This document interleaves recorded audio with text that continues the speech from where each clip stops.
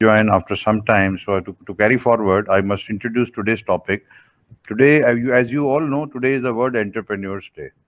And the topic has been aptly chosen for today, entrepreneurship development in healthcare. And the speaker also herself is an entrepreneur. So I will introduce the speaker in short time. But before we go to, let's set the ball rolling by saying I will quote some things here that uh, on the World Entrepreneurs Day recognizes and celebrates the efforts of individuals who start a business venture. This is always celebrated on 21st of August. The day is there to celebrate awareness for entrepreneurship and innovation. However, on World Entrepreneur Day this year, 2021, entrepreneurs must ponder on lessons learned during the ongoing COVID pandemic, especially the people from healthcare. The one in a century pandemic was a reality check but taught us to embrace the new normal.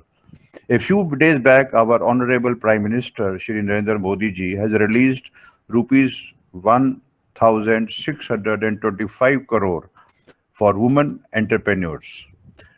There are indications that upcoming 1 or 2 years will provide opportunity to everyone to elongate their wings and soar high.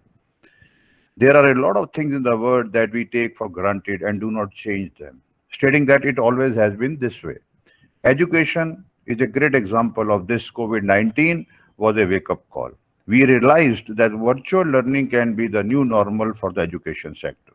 So many new learnings have come, and there's a lot of things entrepreneurs can think about for expanding or changing their business the way the new normal is now coming up. The world can truly be digital, and unlike the developed countries, India has now woken to the fact that next 1 to 2 years are going to be a great time for the country as Gen Z, who have grown the digital world, are going to take over, and it will be time for the older group to pass the baton. So, for the first time in the human history this year, this is the year that the digital became the primary and the physical became the secondary. We experience from the word first through our laptops, then a walk in the nature is a premium secondary part of the day. And to conclude, I will say that the change is inevitable, but what COVID has done is to fast forward the world of technology by 5 years at least. The entrepreneurs who have the vision for the future can capitalize on this. Pandemic has created a golden opportunity for these young brains to make the best out of the worst situation, and that's how true innovators are made. Do what your heart loves, especially with the work. So, with these words, I set the ball rolling for today's lecture, and now it is the time that I introduce our Executive Director of AHA, Dr. Shyama Nagarajan. She is known to all of you, but those who have joined out of AHA, I must give a formal introduction about her. Dr. Shyama Nagarajan is a young dynamic entrepreneur in her own right. She is a postgraduate in Master in Hospital Administration from AIMS and then also a DNP in public health. She has been in practice for about 27 years, both in public and private sector. She has international and national papers which have been acclaimed world over. And in a very, the best part about her I like, and the HA always praises that she is a person who always strives to do things differently. The true quality of an entrepreneur. You can just look from the roles she have been in the leadership role is that she had worked with the financial institutions, think tanks like World Bank, EY. She has worked with National Institute of Public Finance and Policy, worked in the healthcare with Fortis Group of Hospital, and she is a person who has pioneered the rating in healthcare. That is something grading. That is something which is very very unique about her. So this whole journey she had all these years, 27 years, has helped her to crystallize her own entrepreneurial venture about 5 years back in the name of Mantram, which offers advisory services and hand-holding support to meet the unique demands of and emerging demands of healthcare sector. So I will not be in between you and Shyama. So before I hand over the baton to her, I will set the rule for this webinar. Please put your questions in the chat box, and at the appropriate time, we will put them to the speaker, and she is going to speak for about 40 minutes time, and the last 15 minutes are for question answers, and those who want to give brief comments can also put their names in the chat box, and we will call them at the appropriate time for brief comments. We hope to finish this by 5 o'clock. Over to you, Dr. Shyama. Please go ahead with your talk. Thank you so much, Dr. Ashish, and thanks everyone for being there today. And I think it's probably a very apt day today to talk about this topic. So what I'm going to do is, I'm not going to talk about how to be a good entrepreneur and what is the strategy, what is the business look like. I'm not here for a training session. I'm not going to do that. What I'm going to do is some of the important areas that I, in my own learning, into various professional arena that I stepped out of the institute, and I realized that these are some of the things that I need to learn as I go ahead into serving the health sector. And believe me, I can tell you that I could serve health sector more because I came out of hospitals and saw a world much wider than the health sector alone. So I could get the other side of the perspective very clearly. So that's what I'm going to share today. So I'll just take you through a brief presentation alongside while sharing the presentation. Let me just share my slide.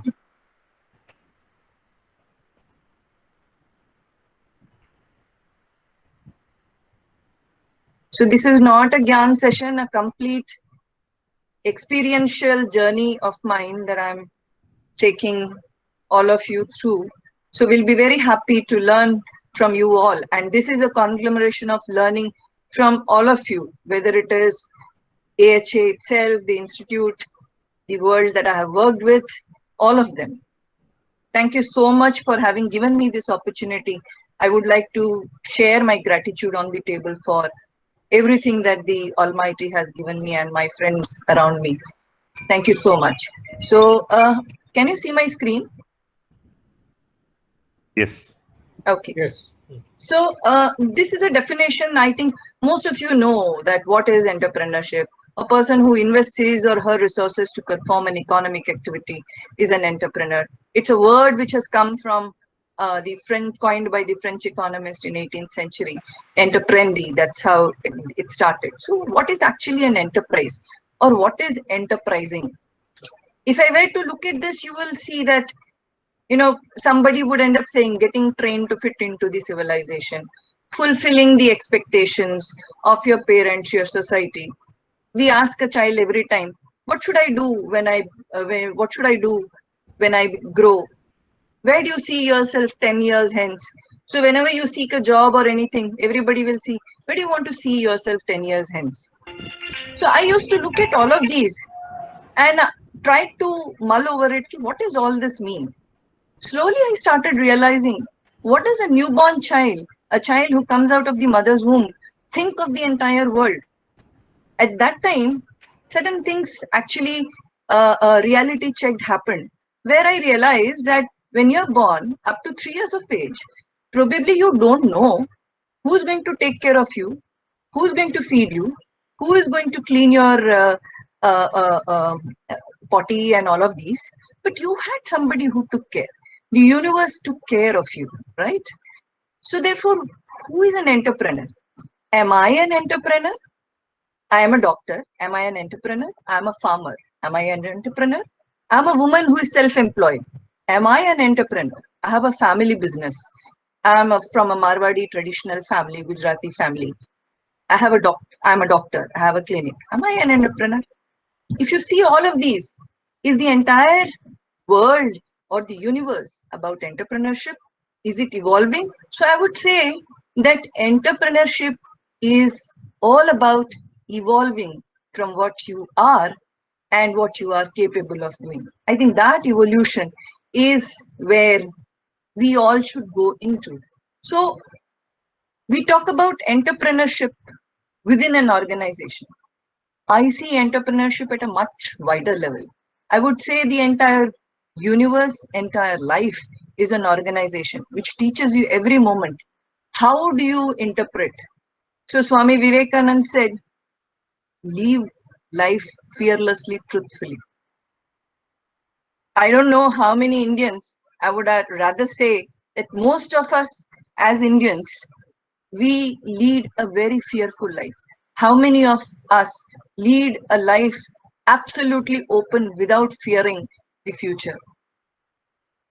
What if someone blames me? What if I don't succeed? Can I take this responsibility?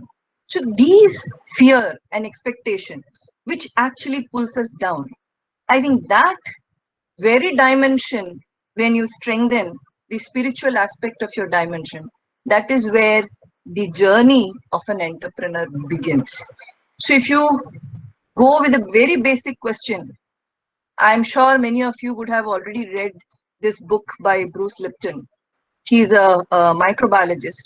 He wrote a book on biology of belief as to how 5 trillion cells of our body starts believing what we think, and they end up manifesting what we want to seek. If you look at the book by Paramhans Yogidanand on the autobiography of his own, you would still further realize that all of these people have been entrepreneurs themselves. They have researched and they have made a place for themselves. So, who is an entrepreneur? The intraperennial dimension of your own self is the extraperennial manifestation of an entrepreneur. That's how I see it. If you look at the microcosm, which is within you, and the macrocosm, the environment around you, or if you were to extrapolate much bigger than that, it is again the same thing, that whatever you believe, you try and seek similar relationships, and that is how you grow that dimension that you have thought through or that you have sought. And I can ask each one of you, and maybe you can cross your heart and tell me that has it ever happened in your life that you have sought something and it has not happened? I will say no. Everybody, whatever they have wanted, they have been able to do. Maybe वो कि ऐसा हो सकता है कि भाई आज मैंने सोचा, आज नहीं होके आज से 10 दिन बाद हुआ या 10 साल बाद हुआ. But believe me, each one of us can actually cross our heart, and if we think rationally, we'll realize that whatever we have sought, we have actually achieved that. At least I can say that for myself, that small, big, every little thing, every moment, the universe tells you and respects your skills and your intentions, and it gets manifested. So how strong is your manifestation? How matured your quotient of thinking is? How free your thought is without any conflict is what will determine that when something gets manifested. So if you were to ask me, I would say an entrepreneur is not born. It is taught. It is a skill that can be taught. You can actually learn to be an entrepreneur. Every one of us has been an entrepreneur, some way or the other. The child, the very first step that the child took to run was an entrepreneurial venture for that child. So all of us have actually been entrepreneurial. But over the years, as we grew older, the fear, yaar is pe haath mat lagana, aag hai, jal jaoge. These kind of fear actually has pulled ourselves down, and we have not been able to open ourselves to the challenges that the life throws at us, and therefore have become fearful, and therefore have become too conflicted in opening ourselves up. So all of us, I would like to talk about the Bhagavad Gita shlok here. Karmanyevadhikaraste ma phaleshu kadachana ma karma phala hetu ma te sangosta vikarmani.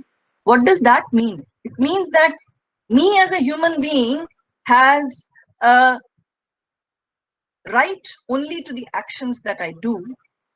The results of that action is not with me. One of the very beautiful story that my father used to say, that a man went to the god and said, see, I am very lean and thin. Everybody in my village actually teases me. What should I do?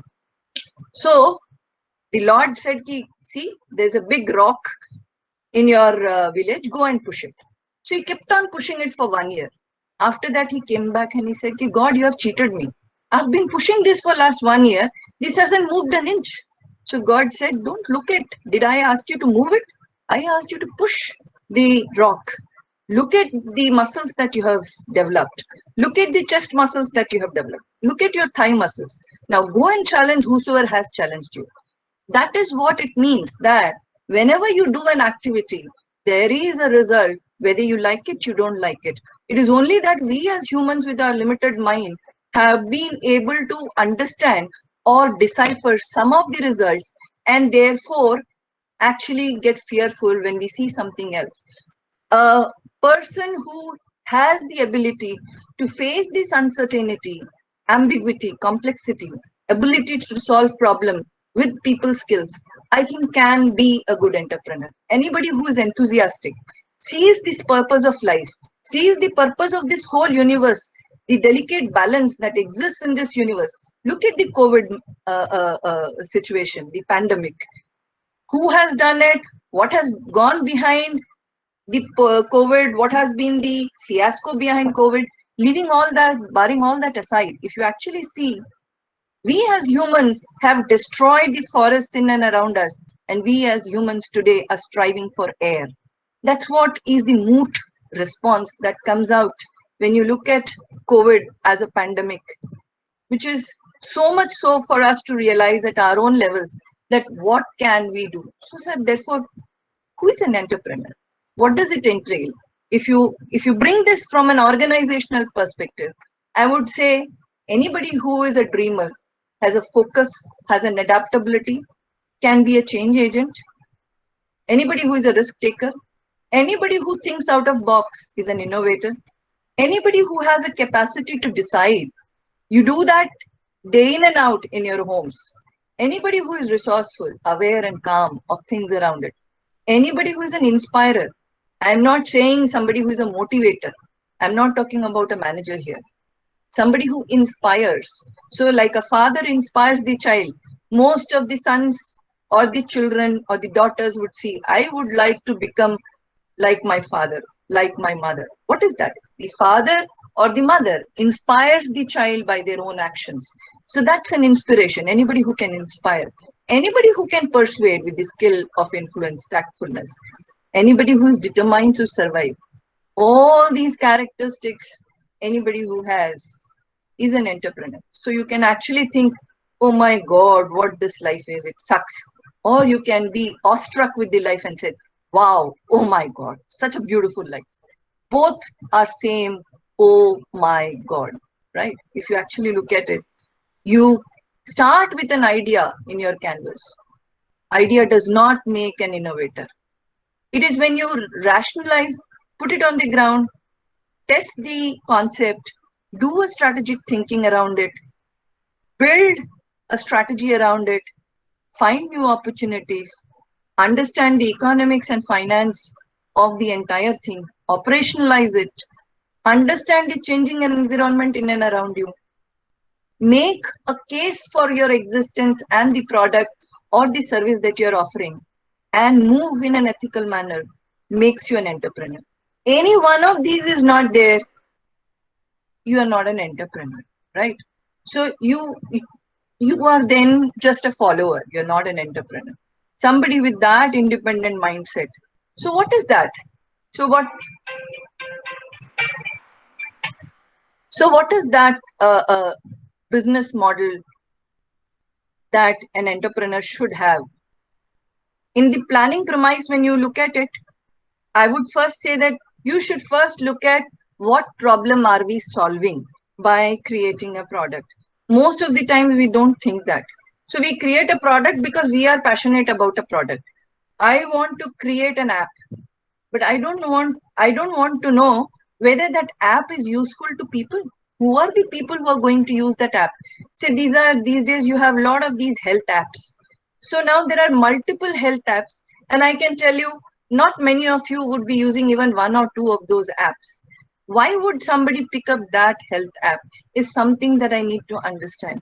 So therefore, the venture that I choose to step in should be very clearly telling me whether I am doing this for earning bread and butter, or I am trying to do something absolutely new to understand or disrupt the market.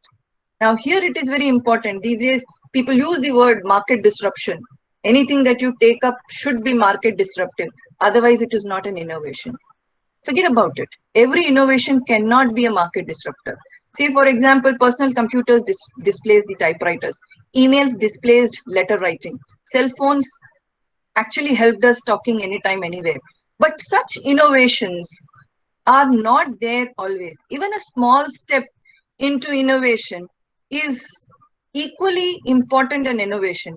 I remember very small initiative by a local doctor in Madhya Pradesh where he used sterile condoms to reduce PPH for a bleeding woman in PID. I think that itself reduce PPH, that itself is an innovation.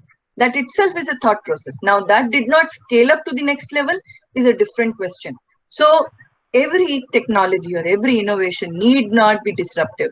So, many of the entrepreneurs do get bogged down when the investors ask them a question, key, can you make 200 crores? Can you make 500 crores? Believe me, you cannot make 200 crores and 500 crores. Everybody cannot make Ola and Uber apps. No. So, but then if you are solving a certain set of problem that you set out to do, I think that's enough. So you need to understand that what is your capability first. That's what analysis has to emerge from you, that how much are you capable of doing here. So most of the times the entrepreneurs think that I'll throw in money, somebody else will come and do it. Does not happen in the first generation entrepreneurship. If it would not have been for Dhirubhai Ambani to have created a empire, that Mukesh Ambani or Anil Ambani could not have taken a step next from where he left. So a first generation entrepreneur will have to think through that what all I can do. It starts with you at that level, and then only you will have others who will be avalanching with you and you create a bigger business. But that takes time. So it doesn't happen on the day one. So whenever you start a healthcare business, you want to get into healthcare space, you actually need to think that, am I offering a bread and butter solution? Say, for example, a doctor opens a clinic. Now, the doctor is trained as a pediatrician, a surgeon, obstetrician, knows that I have those skill sets. And this area, if I sit down with my clinic and with my skill sets, I would be able to serve so many people without any help. The max help he would need is, that's how probably the mom and pop shops that I say started, say, 30, 40, 50 years back. Why? Because the doctors were capable enough. Now here, this is a bread and butter solution for a doctor. Now, but then here, the business cannot continue if you do not expand your business. So what happened in the next generation? You saw institutions like Arvind Eye emerging. What happened? The entire family is a family of more than 45 to 46 ophthalmologists.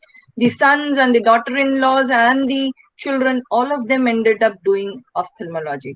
And then you created a pool, and there you replicated the learning into a different level of skill set. So you actually expanded your learning, and the entrepreneurial learning actually from one Dr. Arvind moved to so many hundreds of people. So this is where you need to understand that which level do I go. Usually this kind of strategic thinking and taking up to the next level hardly happens. So this is where you need to understand that how are you going to take up. So people talk about strategic model, business model, but you need to think that, are you creating a competitive advantage? How are you creating a competitive advantage? Either by reducing cost or by creating a differentiation wherein people are ready to pay premium for the service that you're offering. So therefore, it's very important that before you strategize to enter into a space, you need to understand what is your mission and a vision. So here, people generally get mixed up with mission and vision. Mission is typically what you can do. Vision is where you want to reach. And therefore, you have to create a storyline around it for the people to understand what you are serving them. That emerges from the want of the people. You cannot just go in that I have the skill set and therefore somebody should be ready to pick it up. No doubt that if you don't have a skill set, there is nobody to pick it up. But then not just your own skill set is what matters. It is the need or the felt need of the people or the community. So what is, it is actually a combination of all of these three that makes you to cut a storyline very clearly and to develop a strategy and formulate a business model to go forward. So typically, this is called as a blue ocean strategy and a red ocean strategy. What is that? I'm using these words so that we slightly understand the differences as to what happens and how it happens. So if you look at the Marvel story, all of you must have seen the Marvel studio movies, basically the Spider-Man, Batman, Captain America, all these stories. It started with comics, went into a different level of looking at the taking it to the movie world, and during that time you had Disney cartoons also. So how do you place yourself when the Disney cartoons were ruling the world? How do you place yourself in that market? And therefore today if you see, there is a mega hero, so you see all these heroes coming up into one movie and sharing a movie there, so sharing the same space. So this is a Marvel way of completely disrupting the entire way of looking at the thing. If you look at Chanakya, who did it way back, that how do I strategize to change the face of the entire country? So he said, let us remove Dhananand. Let's create Chandragupta Maurya as the king. Let us build a strategic alliance with Alexander. So what was this? There was a strong focus in Chanakya that what do I want to achieve after that? Can I diversify? And if you look at this, you had a very strong, compelling tagline in both these strategies, whether it is a Marvel strategy or a Chanakya way. Marvel strategy, I think all of you know this tagline, with great power comes great responsibilities. That's the Spider-Man tagline. Similarly, Chanakya had a tagline which said ki Uttishta Bharata. So what are these? These are compelling storylines or taglines, or they are called as elevator pitch that I make it within 30 seconds. I need to tell people that what do I offer onto the table. So if you look at that, this is a Marvel story. What happened in that Marvel story? You created a completely a new set of market. You made competition irrelevant. You attracted even the adults, children, old age, everybody to come and see that set of movies, right? So the price versus value trade-off completely was removed. But if you look at Shoulder's story, I think some of you would be knowing, who are from the health sector, know the shoulder surgery. Most of the surgeon, Dr. Ashish and all, would know. In Canada, you do shoulder surgery, and it is a double breasting technique of reducing hernia. So if you look at that business model, in this, Dr. Shoulders did a very specific way of cutting down the market. What he did was, in this particular space, he created so much of process orientation and so much of in-depth understanding about that surgery that nobody else could replicate that particular surgery in a particular fashion. So he could actually offer 100% foolproof surgery, especially for this particular technique. And why did he do it? So during the Second World War, that was one of the important surgeries that was required, especially to treat the wounded. So what started with a need became a expanded market, which actually exploited the existing demand within that area. So therefore, it was not a very high-ended surgery, but a very niche surgery, but done repetitively. So therefore, what happened was, you had a set of surgeons who did only this surgery. Now, here you would understand, what if any one of them goes out? So you would understand that somebody who has gotten into such a niche space. So today, Dr. Ashish does multiple kinds of surgery. He can do any number of any kind of surgery, even if you throw him into any space. However, if somebody has continuously done only shoulders, and then tomorrow you ask him to do a trauma surgery, he won't be able to do it, because the skill set over a period of time is lost. So what the red ocean strategy does is making repetitive activities a niche set of activities. So typically like a lab procedures. So typically like certain set of procedures. So in this kind of an assembly line of activity, you develop depth of service and not the breadth. So if you actually look at it, the way a strategy moves into the health sector for an entrepreneur is you understand the five sets that happens. Either you should look at the entry barriers, you look at the rivalries, you look at the buyer's market, you look at the supplier's market, and you look at what can substitute what.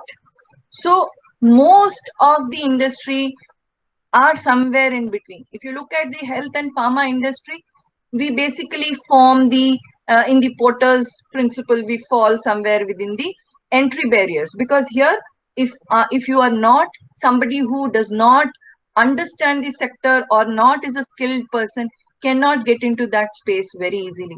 So these are some of the things that one needs to think when we get into a particular space. After you have gotten into a particular space, how do you retain or create your image? So if you look at that image, you would realize the Amitabh Bachchan transition from what he was earlier as an angry young man to a man who is today revered and loved by across age groups.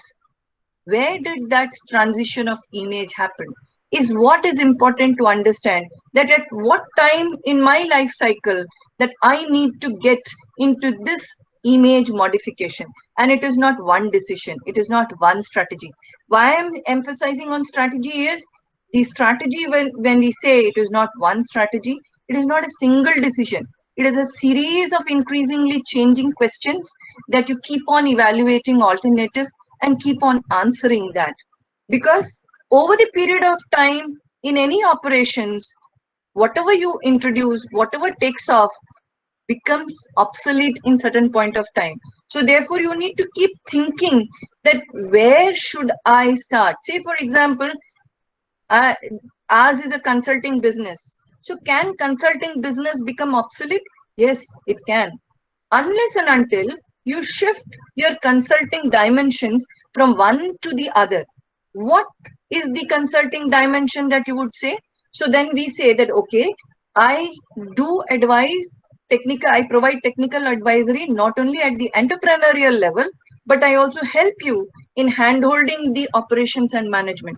So that means the moment an entrepreneur moves into a space of operations and management, I am there to help him out to look at his operations and management.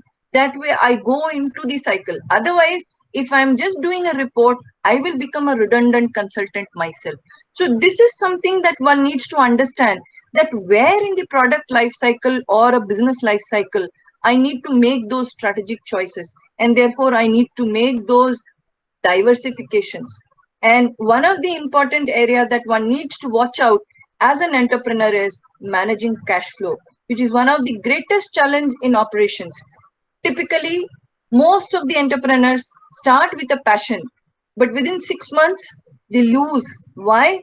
Because the entrepreneurs, typically, if you look at the current day youngsters, innovating products, innovating device, they think that the startup that they have done or the innovation that they are doing is actually going to change the world. Now, this is my thought, but I have not checked on the ground who is going to use the product that I have designed, who is going to invest on that product, how many people are going to buy the product that I have designed. Nobody wants to make that reality check. So what happens is you have gotten a 50 lakh of rupees or 25 lakh of rupees from DBT or DST. But the moment that 50 lakh is running out, you don't have an investor ready to pick you up, because you have not done that check or evaluated that. And most of the entrepreneurs think that this, the investments that come into the business or an innovative idea is to fill the bread and butter for myself. That does not happen. So you really need to think that if I am getting into a bread and butter solution, then it should be those kind of solution and cannot be disruptive solutions. In disruptive solutions, you cannot look for bread and butter coming from investments in the first few years.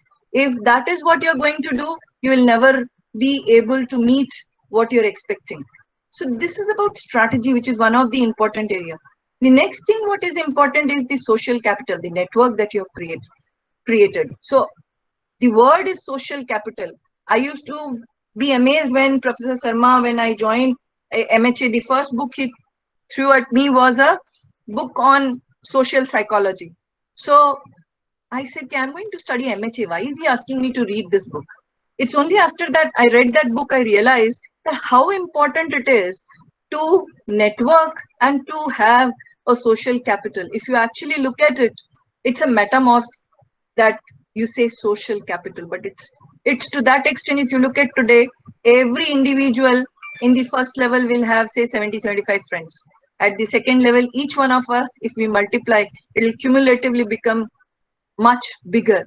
And by the time you go to the fourth level, you have got more than 3 crore of people within your expanding ego. That is the level of self that you can actually create. So if you were to ask me, who are my competitors in healthcare consulting? I would say I don't have competitors. I have got only collaborators, because it is not possible for you alone to serve the entire health requirement in this country by your own. You will always have to have n number of more people joining you. So this is your expanding ego that you need to understand and bring them together. And how well you keep them is what is your metaphor that you understand. If you actually look at it, I can be a person where I can be that every person who is related to me is directly related to me. So if I know Dr. Ashish or I know Jagtar sir, then somebody else between Dr. Ashish and Dr. Jagtar, there is no relationship. Only when they come through me that there is a relationship existing. This kind of relation doesn't go long. But if you create a dense bonding, if you look at this right side image, where it is a covalent bonding between people in and around one known person, you create a much larger network, much stronger network, and each then metaphors. So instead of being islands of excellence or instead of being islands of knowledge, if we create that bridge and interlinkages, that is how we make our networks grow stronger and mightier. So you need to actually identify your friends and friend circles. So I would say that people talk about maintaining your network, managing your network. I would say no, it is not maintaining or managing your network. Network is all about being ethical about your relationships. Whether you are at home or at outside, every relationship has an ethical dimension and we need to be cognizant of it. We think that people should be non-judgmental, but believe me, every moment you are being judged. So therefore, whenever you are going towards helping somebody, do not expect anything in return. It does not work like that. When you do something or when you plant a seed deep inside, the tree that comes out is threefold much taller than what it used to be when you have dug it. So that paradoxic nature of helping or having a gratitude and getting back the return threefold is what something we need to understand in this universe. Let's take the example of respiration. If you breathe for 8 seconds of respiration, you hold it for 4 seconds and you liberate it for 12 seconds. Unless and until you do that, you will actually be accumulating nitrous oxide inside you. So this is one of the important things. This in this COVID time, I think all of us are doing pranayam regularly. So this is where your social capital and the network actually improves. The other question that people have asked me is that how do you see an entire thing as a woman entrepreneur? My understanding is entrepreneurship is gender agnostic. It is irrespective whether you are a woman or a man. The rules are very simple for everybody. You need to have a skin in the game to succeed. You cannot be like a sparrow sitting there and expecting somebody else to do that. Yeah, we need not be saying that okay, there are natural leaders, we take care of home, take care of family, we take care of the community, so therefore we are natural leaders. Absolutely, there's no doubt about it. But then we can do certain things. We need men to do some other things. You need to recognize that as an entrepreneur. So it has to be gender agnostic. You need to be ready to fail. It's only when you fail that you understand that these were the mistakes and I have to come up. Success will not teach you anything. So it is at the 80th year of life or 70th year of life that you should look back and see that whether you have succeeded. Whether you have succeeded or not, every day if you have been happy, I think you have done your entrepreneurial journey very well. The most important thing here is to understand the rule number 3 is that you should be relevant. You should ask that tough question to yourself that every day have you learned something new, or are you contributing something relevant to the people who are getting associated with you? If you are not, if you have retired mentally, you should call it a day. You are no longer an entrepreneur. The day you are not learning, you are no longer an entrepreneur. You should also have a reason, or you should know how to say a no. It had been very difficult for me at least to say no. Most of the business in the initial days I would pick up just because I wanted to create the portfolio. I ended up creating 60 sets of mandates with me with a huge portfolio. But then it was not easy for us to manage that 60 portfolios of business that was there. So we had to learn to say a no. But then there was a reason why we said a no. It cannot be a reason that कि आपने मुझे पैसा नहीं दिया इसलिए मैंने छोड़ दिया. That cannot be a reason. There are much better things in life. There are much better reasons in life. If you start measuring everything through money, you will never be able to realize what you are supposed to realize.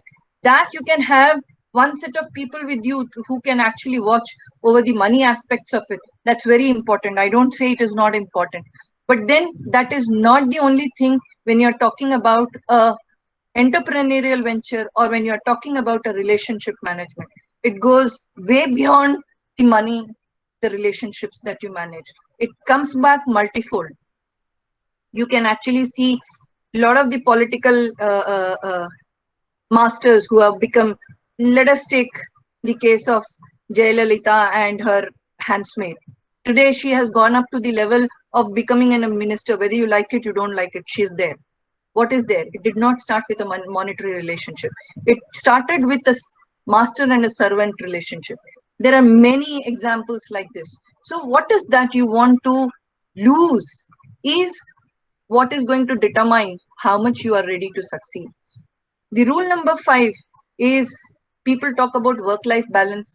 Believe me, there is no work-life balance. Work is life, life is work, and that is the balance. You need to maintain that balance. You need to understand. And it is only when you don't like your work or your life or both that this question of work-life balance arises.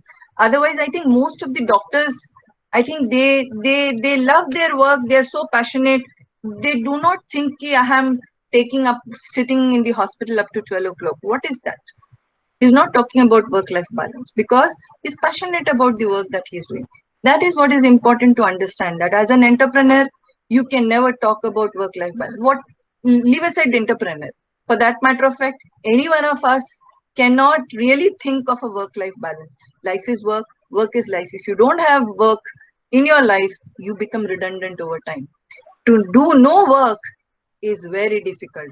And I think you need to go to Sadhguru to understand that what is that. And rule number 6, as far as I am concerned, you have to have all your avatars that you call should be in sync, whether you're personal, professional, social, public relationship, all should be in sync with each other. People should not see dichotomy in you. The moment they see dichotomy in your behavior in different quarters, people will start distrusting you. And the day you lose the trust of people, you have lost your relationship, you have lost your social capital. That's what is important. And one more thing which is equally important and which applies to everybody. We think that appearances don't matter. I can go anyway shabbily dressed. No, it does matter. but we need to find out that what suits me. Just because somebody else is fair and wearing violet colored sari, probably I cannot, because it may not suit me. I need to know what suits me. What language do I speak well? What accent should I have? All of these things are important. Do I modulate my voice properly or not? Do I have an art of conversing? That means, do I have, typically when we go into the examinations, our seniors have always taught us कि अगर यार तुमको कुछ आता नहीं है ना, track the examiner to the questions that you know better. So that art of conversation is very important. What kind of table manners you have, what kind of body language that you share, what kind of personal hygiene you have, all of these matter, because we are social being at the end of the day. And this constant vigilance of price of culture that you pray every time is what is important. People have talked a lot about leadership in entrepreneurship, all of those things. I would not like to overdo it. I would say that people will follow you if they see value, whether it is at a personal level or a business level. People have had Gandhi also who have followed, people have followed Gandhi, people have also followed Bin Laden. So what is important is who has been relevant in a changing environment is what makes a difference. So therefore, let's not overdo all of those. And what major blunders that most entrepreneurs commit is looking at salary through a venture. If you're looking at a salary, don't start a venture. You should first set the goals for bread and butter properly and then start a venture. If the salaries come 5 years down the line, don't look at that at the moment, because if you create that, you would not be able to create the network and the people around you who are required to actually take your business to the next level. So therefore, you have to be ready to create your own business plan. People generally look for somebody else to tell you what should be your business plan. It does not happen. You can have multiple mentors, you can talk to multiple set of people, but at the end of the day, it is your decision, it is your strategy, it is your thought that how much do you want to lose. And entrepreneurs, a lot of them think that training people, staff is a waste. It never goes waste. Marketing, people consider it that it is a useless thing to do marketing. It's a useless thing to talk about it. Branding, marketing are equally important. One needs to understand. Other mistake that people do is, let me get all my relatives as employees. Doesn't work. Because what happens is, after a certain point, I remember the story in ICRA when Mr. P.K. Chaudhary was employing people early days in 1991. He used to tell me that he and Mr. Ghosh used to have a regular fight, that why can't we have this guy, why can't we have that guy. He said that the only thing with which anybody can come into the organization is meritocracy and nothing else. Whether somebody is my relative, friend, known to, does not matter. But unless and until that person fits the business life cycle and requirement, cannot come into the system. That clarity has to be there. So there has to be a difference between the hygiene factors and the actualization factors. Whatever is a hygiene factor should be available to everybody at par. The other thing which is very important that one needs to understand is, which typically in armed forces people understand very well. The platoon supervisor or platoon heads are the first person whom the majors and the captains within the platoon listen, because these are the set of people who have lived together in the front, in the war situation, and conquered a place. So therefore, there is a bonhomie which you have to understand, that within an organization, such groups will get created, and you need to recognize these groups, you need to understand these groups, and you need to give the kind of work that is possible that they can do better. The other important thing that most entrepreneurs miss is They do not do a regular organizational audits. I mean, an independent understanding about how my organization is moving. Opening yourself to a third party criticism. Most of the time, it so happens that it is me who has started. Whatever I say is right. It may be right for certain years, but not every time. So you have to be open about everything. Many a times you see that, my God, you cannot move the next step because the cash flow is so tight. Hang on. Don't lose yourself. Maintain that focus, maintain that faith. You will find a way out. That is what entrepreneurship means. I think I'll stop at this and leave the dais open for a question. I think I've said a lot. Thank you, Dr. Shyama. Any questions to the speaker by the audience? You can put the question directly. Somebody has a question, or I will set the ball rolling. Dr. Shyama, I set the ball rolling by asking you a simple thing, because Yeah. the traditional management theories have taught us the 5 or 7 P's of product and development, and we traditionally follow those, and we start planning our ventures based on these 5 or 7 P's, what we call. So Right. does the entrepreneur has to think about them also, or we have to go follow a different path altogether? My point would be that the principles of management do work everywhere. Mhm. They have been well researched methodologies which people have put in place.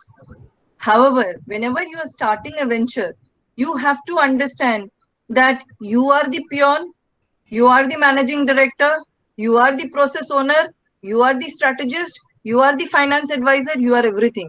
So you have to think all of this together, but you don't need to partition them that this is what is for this is what is for this. It goes together. So strategy is more important, and things automatically unravel the moment you start off and allow people to criticize you. They themselves will tell you that what is would be the next step that you need to take. Okay, thank you. Dr. Sirikar, you want to say something, put a comment here? Please unmute yourself, sir. No, thank you very much. It was very clear. No specific question. It was good learning for me. Thank you. Okay, thank you. Thank you, sir. Thank you. Colonel Surekha Kashyap. Thank you so much, Dr. Shamla. It was very nice. Something I learned today, and a very interesting talk from you, and a very new topic. Literally, a door has opened in the windows of my mind. Thank you so much. Thank you. Very Yeah. interesting. Thank you, Dr. Surekha. I think I would say that it is very important for us who are in health sector to move out of health sector to go into a lot of other areas. Say, for example, IIMB conducts the Goldman Sachs programs or things like that. Go out and sit there and listen to people outside your domain. That way you learn more and you can come back and use them in your own system. Because I learned a lot. You look at Deccan Story, you look at any of these. All of these actually teaches you one thing, that you stick on to what you want to do. मतलब 15 जगह कुआं मत खोजो, एक जगह कुआं खोदते जाओ, कुआं गहरा होगा ही होगा. There is no way that it won't become. That faith is very important. Okay. So I think before I hand over to Major General Jagtar Singh Ji for the conclusion and Thanksgiving, I may summarize 2-3 things here. What we took as a take-home message, and very, very hard punchlines which you have talked about. You have talked that book I definitely want to read is Biology of Belief. 5% of cells start believing and you can achieve. I think that is an absolute thing which happens in body's life. And I may tell you that the company I run, the name of Blue Ocean Consultant, has in fact come from the Blue Ocean strategy, which came up in Harvard in the year 2005-6 by a Korean author. And of course, Dr. Shyama has put it that make the competition irrelevant. Making the competition irrelevant means think out of the box and question the basics of every business product, that whether it is important to be included in the product you are developing or service you are developing or not. And that is how Blue Ocean creates a uncontested market for 10 to 15 years minimally for you, and you become an entrepreneur. And the 4 steps which I find very good is you should always try to answer what problem are you going to solve by indulging into this venture. Do a reality check, especially about your funding. Describe and expand your network. Please, Sanjay, I think I have to mute him. Okay. Then you should also try to look at the network is not to be made by manipulating, but you do it differently. And of course, learn to say no to all the things you get. Now, over to Major General Jagtar Singh Ji for summarizing it and taking it home by giving thanks.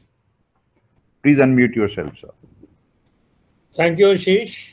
And to Shyama, it is, oh my God. Wow.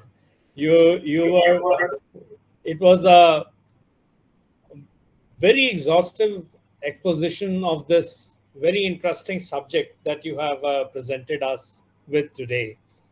And especially the way you have been able to explain the foundations of this entrepreneurship into actually the life evolving and how we conduct our life is very, very interesting.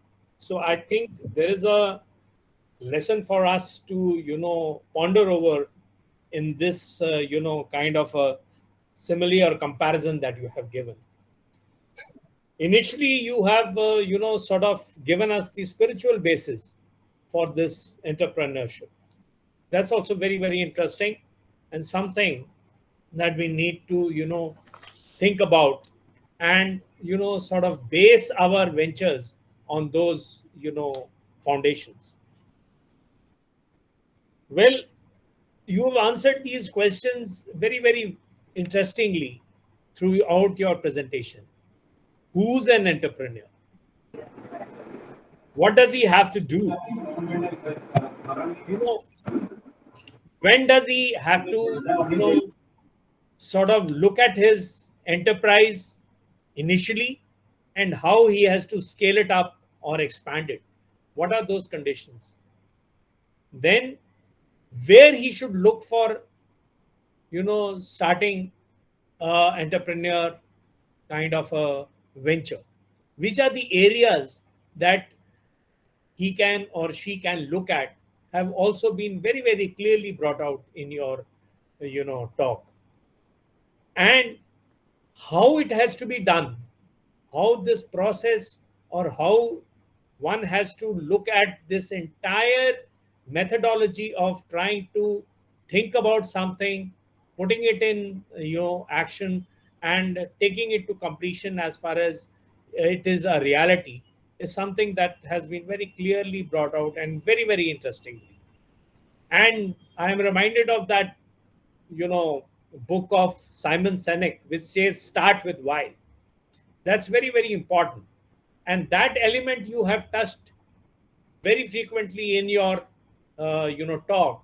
That is the emotional component of an entrepreneur.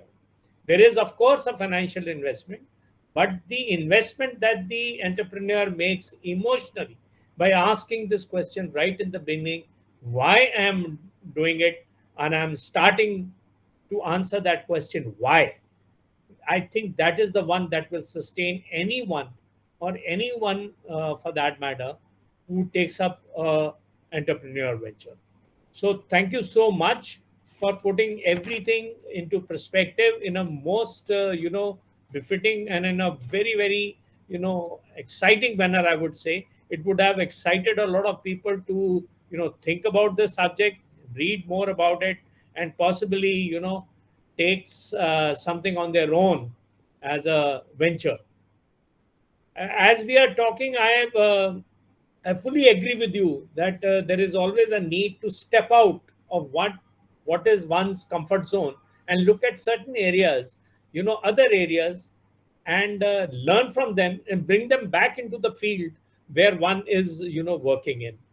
I'll just give you a small little example recently of something which I have become associated with. All of the young listeners can have a look at it. There is a White Hole Hub. It's a platform based in Singapore. What they have started is something which is called a physician VC. It is called Physicians Venture Capitalists. Okay. very interesting. It is like doctors. As doctors, we miss out on opportunities. One, to participate as venture capitalists, and also to listen to certain healthcare startups when they are starting out and they are looking at people who can support or who can handhold them. So this is a platform which is looking at both angles, where doctors can participate as venture capitalists, and there are young healthcare startup innovators who can ask for guidance or incubation or acceleration in their projects as they go along in the journey. Very, I thought it was a very interesting concept, and the way the doctor community per se has been involved in this. It is a wide whole hub, and it is physicians VC. So any of you who possibly who are young people who would have an idea or a startup to sort of scale up, they can always look at this as an opportunity. Having said this, thank you very much, Shyama, for this very enlightening talk. It is always a pleasure to hear you, right? Thank you. And Thank you, sir. I'm sure even in the future you will enlighten us with more, talks like this, and your projects and your work. Thank you very much. Thank Thank you, you, sir. Dr. Ashish, for giving me this opportunity. And I thank all the listeners and participants for their very active, contribution to this webinar. Thank you very much. Very Thank interesting. you. God bless Thank you. you. Thank you so much, sir. Over to you, Ashish. Thanks to the AHA academic cell, my back office at AHA House, Noida, who for coordinating this webinar. The next webinar is going to be on 4th of September, the same time, logging at around 3:50, and webinar starting from 4 o'clock going to 5. We'll soon be announcing the topic. For this, you will get the information on your email and social media about this webinar. Thank you. The webinar is over. Thank you very much. Thank you so much. Thanks, Bye-bye. everyone. Thank you. Thank you. God bless. Bye. Bye.